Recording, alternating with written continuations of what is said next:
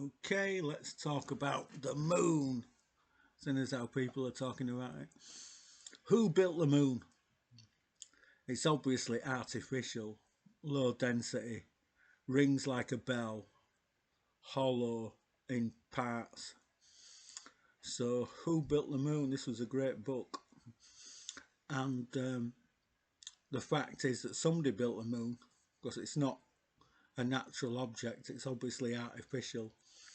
The moon is actually a draconian Draco War planet that was placed in orbit around Earth about 13,500 years ago. In fact, they tried to place it in orbit earlier than that, but they failed. So it just shows you, even the ETs get stuff wrong. But yeah, it's got hypergravity technology, which allows it to vary its density, and that's what keeps it in orbit around Earth. It's hypergravity, being able to control gravity. Well, do we know about hypergravity technology? Does anybody know? Anybody got the physics chops to know about hypergravity technology? Let's have a look. Oh, here we go. Expanding hypergravity research. Chief's centerpiece is its massive hypergravity centrifuges, centrifugal force. That's anti-gravity. It's well known. Centrifugal force. That's how you build a UFO, a flying saucer. No worries.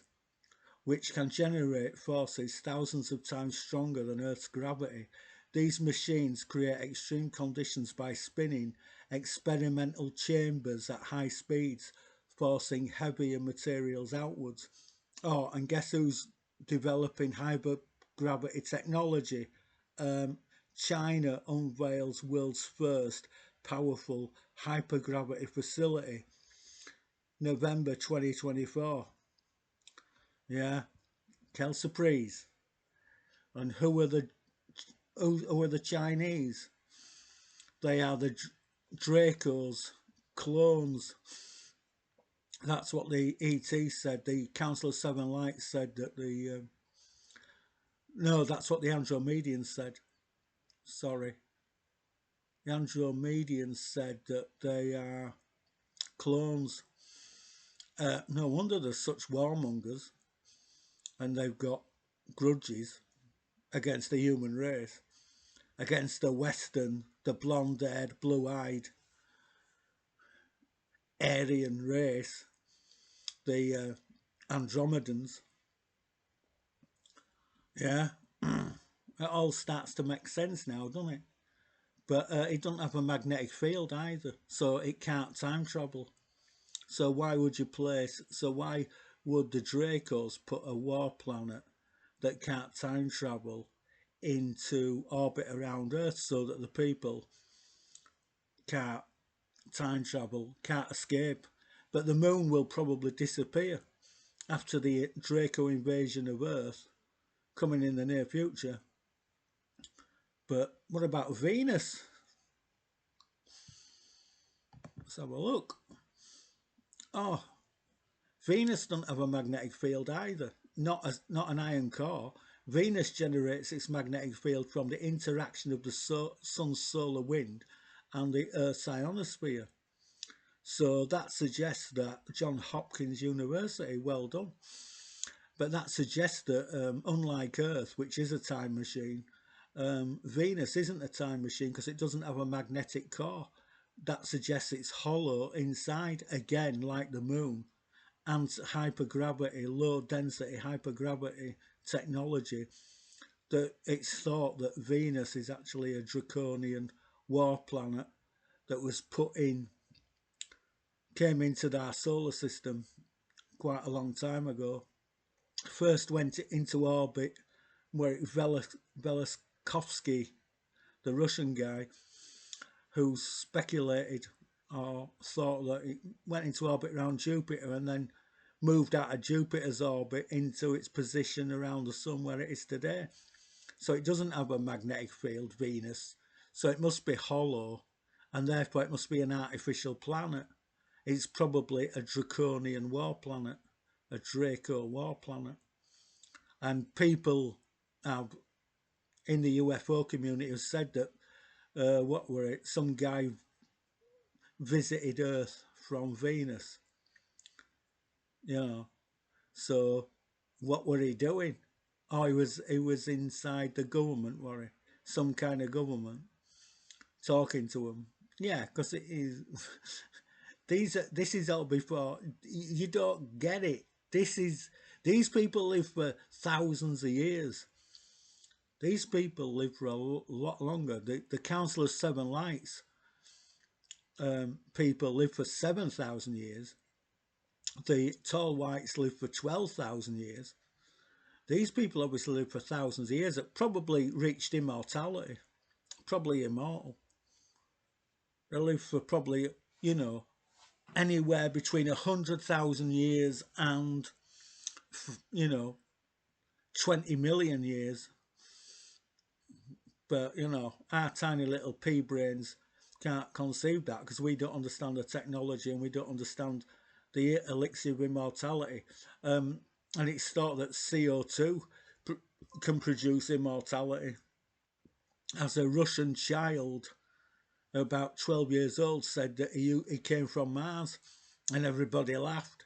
And he said, yeah, on Mars they're underground and they breathe a high CO2 atmosphere, and they live, and after 30 or 40 years they reach immortality breathing the CO2. And that's probably true because we know that CO2 is good for carbon-based life forms. The reason why people are getting taller, 6'5", 6'7", is because they're breathing a high CO2 atmosphere. The reason why people are living longer is because they're breathing a high CO2 atmosphere. And so it's quite possible that if you breathe a high enough level CO2 atmosphere, then you will reach, after 30 or 40 years, you probably will reach immortality.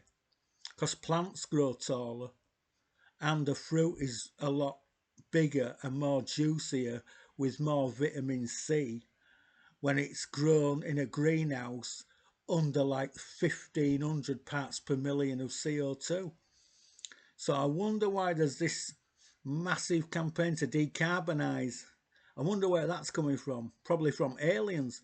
They don't want human beings. They want a low carbonised Earth. The reason why the aliens, the Dracos, want to reduce the carbon dioxide is because they don't want humans who are 8 feet tall walking around who live for 200 to 300 years. Otherwise, they'll be crying their eyes out, won't they? Because who want to deal with a set of animals called the human race who are 8 feet tall, who are going to live for 300, 500 years because they're breathing a high CO2 atmosphere? Yeah, it all makes sense. But, the human race don't have any common sense, do they? They've forgotten how to think. So let's see what else is though. Built the moon, yeah, and it's not a time machine, and so you can believe it. I can believe it. The Dracos don't want their people on Venus time traveling. They want to stay in this realm. They don't want to have access to that sort of technology. So there's no magnetic field. So they're able to stay in the time zone of the Earth where they're supposed to be. And one day Venus might disappear. I think just before the alien invasion of the Dracos, the moon and Venus will probably disappear to the next solar system, the next planetary system that has been marked for destruction by the Dracos. Because, they've destroyed a third of the galaxy already, according to the Andromedians who are coming. No worries. But sooner the Andromedians get here, the better.